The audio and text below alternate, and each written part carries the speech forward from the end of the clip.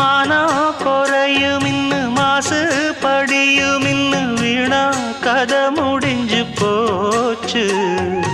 ஈசான மூலையில லேசான பள்ளி சத்தம் மாமன் பேர சொல்லி பேசுது.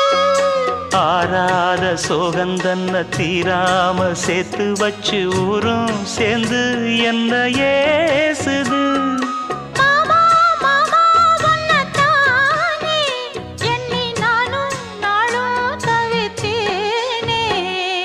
கூண்டுக்குள்ள என்ன வச்சு கூடி நின்ன ஊற விட்டு கூண்டுக்குள்ள போனதென்ன கோலக்கிளியே.